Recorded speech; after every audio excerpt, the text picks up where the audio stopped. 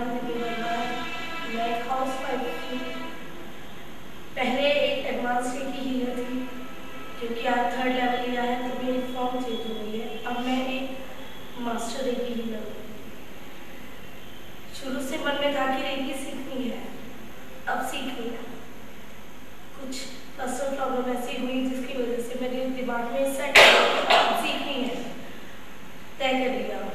अचानक ही एकदम माइंड में स्ट्राइक हुआ, जहाँ मेरी बेटी स्कूल पढ़ती है वहीं पे एक गुरुजी रहते हैं जो ये चीज़ें बहुत इच्छा हुई कि मिलूँ, जाऊँ, बात करूँ। अचानक गई, मिली, अच्छा लगा। इस चीज़ के बारे में बहुत कुछ तो नहीं जानती थी, लेकिन हाँ इतना ज़रूर जानती थी कि कुछ पावर्स होती है। क्योंकि पहले थॉट नेगेटिव थे तो नेगेटिव ही समझ में आता था। जब 1st और 2nd लेवल किया तो बहुत अच्छा लगा। अपने से मिलाप भी हुआ, अपने आप को भी देखा, वो चीज़ें भी महसूस करी जो सिर्फ सुनी थी कि हाँ भगवान होते हैं, दर्शन देते हैं। ये मानने को मैं तैयार नहीं था, लेकिन जब 1st और 2nd लेवल करी, ट्यूनमेंट में गए, तब पता चला कि हाँ ये चीज़ें सच में है। उस तीर्थ पे हमें हमारे सर मिस्टर अनिल ने जब हमें लेके गए, बिल्कुल भी यकीन ही नहीं हुआ कि ये चीज़ें बाकी ही हैं। 1st लेवल लिया, 2nd लेवल लिया, उसके बाद इन चीज़ों पर काम किया तो अपने ऊपर बहुत फर्क आया। एक डिप्रेशन की हालात में जब मैं रहती थी तो यही रहता था कि आज तो कल जहर खा ही लूँगी, लेकिन जब अपने ऊपर काम किया, अपनी स्टेकी को यूज़ किया हर तरह से, तो आज ऐसा लगता है कि जो भी ज़िंदगी मिली उसे मैं बहुत अच्छे से एंजॉय करूँ, बहुत अच्छे से उसे जीऊँ, एक एक पल वेस्ट ना करूँ। काम करती गई, कुछ मेरी अपनी, जैसे कि मुझे थायराइड की प्रॉब्लम है, मैंने उस पर भी का काम किया, मुझे बहुत अच्छा लगा, बहुत अच्छा लगा। जो लाइफ में कहते हैं कि मिठास गायब हो गई थी, वो वापस आनी शुरू हो चुकी थी। आज जब मैंने ये 3rd लेवल लिया है, यही सोच करके मैंने ये 3rd लेवल लिया है कि 1st और 2nd लेवल में शायद मेरी पूर्ति नहीं है। अभी मुझे बहुत कुछ चाहिए अपने लिए, अपने परिवार के लिए, अपने लोगों के लिए। अभी मुझे बहुत कुछ करना है। सिर्फ एक यही सोच करके आज मैंने 3rd डिग्री ली। 3 दिन हुए आज, 3 दिन में मुझे ऐसा महसूस हुआ कि अब मैं पूरी हो चुकी हूँ। बस अपने ऊपर मुझे काम करना है। कुछ चीज़ें आज ऐसी पता चली कि जैसे मेरे थायराइड की बीमारी, ये भी पता चला कि भाई जब तक काम करती रहूँगी वो खत्म रहेगी, लेकिन अगर मैंने छोड़ दी तो फिर शुरू हो जाएगी। आज 3rd लेवल लेने के बाद ऐसा लगता है कि वो बीमारी नहीं आएगी, वहाँ परमानेंट स्टॉप आज लग जाएगी। बहुत अच्छा लगा। कुछ चीज़ें जो दिमाग उलझनों में फंसा हुआ था कि भाई टोने हैं, टोटके हैं, ऐसे हैं, वैसे हैं, आज सारी बंदिशें बिल्कुल खत्म हो गई। आज लगा कि नहीं, कुछ नहीं है, जो भी कुछ है ये सब दिमाग का खेल है। बहुत अच्छा लगा, कुछ नए एक्सपीरियंस सुनने को मिले, कुछ नए करने को मिले, बहुत अच्छा लगा। मैं चाहूँगी कि इस जर्नी में मैं और आगे जाऊँ, अपना नाम करूँ और अपने ग्रुप का भी नाम रोशन करूँ। Thank you so much.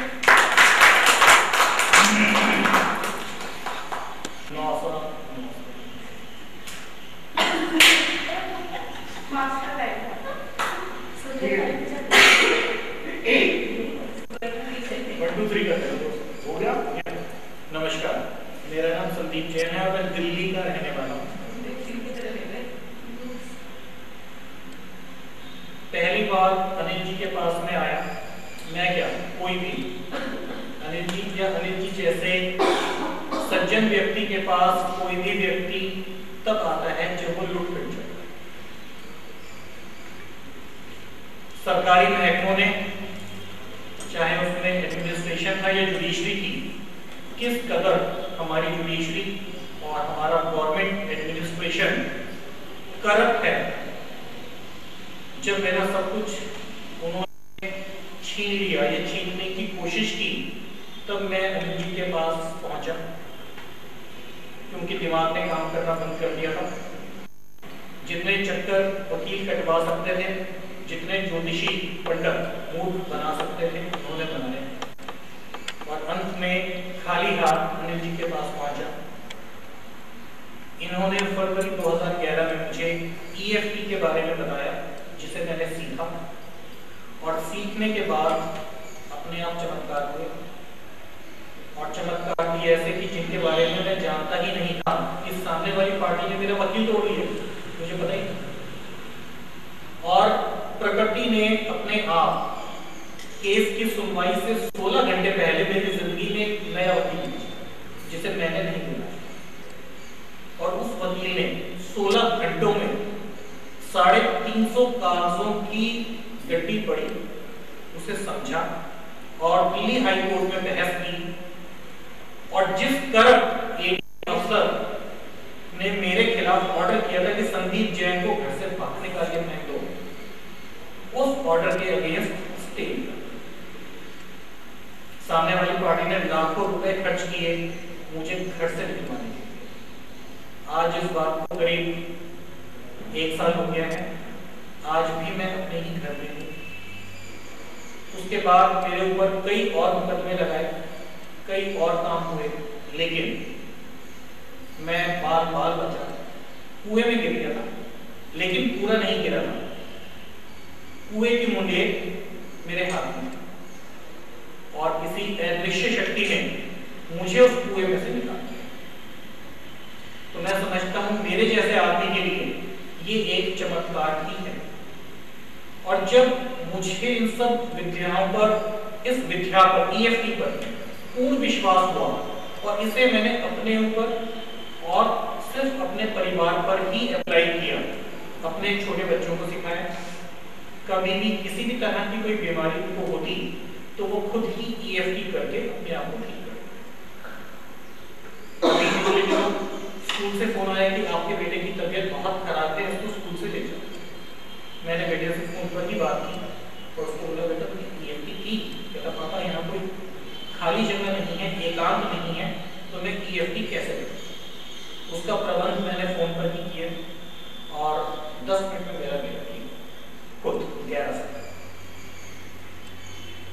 इतना सब होने के बाद जब मुझे ये पता चला कि अनिल जी और भी विद्याओं में माहिर हैं, जिसमें से एक है रेकी। चूंकि रेकी शब्द हिंदुस्तान में क्या स्थिति है मैं नहीं जानता, लेकिन दिल्ली शहर में उसे अच्छी नजर से नहीं देखा। ये रेकी जानता है, इसका मतलब ये कोई गलत है। मुझे अनिल जी पर पूरा विश्वास था और मैंने रेकी सीखी। रेकी सीखने के बाद मैंने अपने पे अप्लाई किया, अपने परिवार पे अप्लाई किया, क्योंकि मुसीबतें हमारे परिवार पे बहुत थी।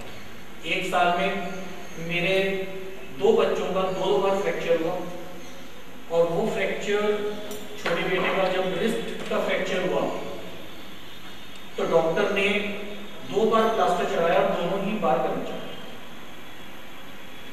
जब मैं रेकी का लेवल 1 और 2 करके घर पहुंचा तब छोटे बेटे को 2nd प्लास्टर चढ़ा हुआ तो उसको काफी पेन थी।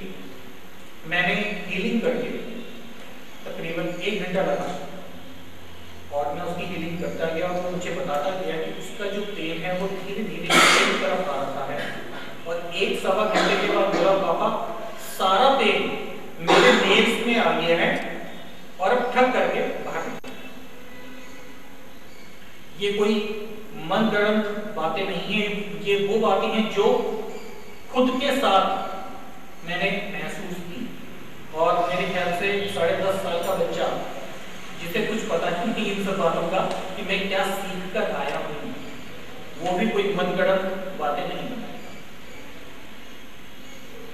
लेवल 1 और लेवल 2 इनमें और भी कई काम मैंने किए, अपने ऊपर काम किया, अपनी मिसेस के ऊपर किया। इनको करने के बाद लेवल 3 की ऑफर आई, लेकिन हालात ठीक नहीं थे और अब हालात ठीक हुए।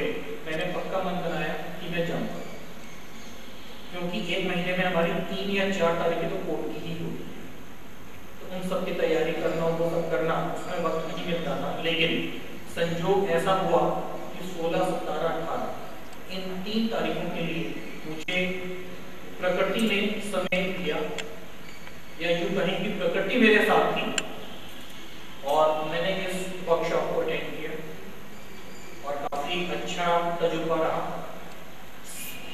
गुरु का काम है सिखाना और उन्होंने अपनी पूरी लगन और मेहनत से हमें सिखाया।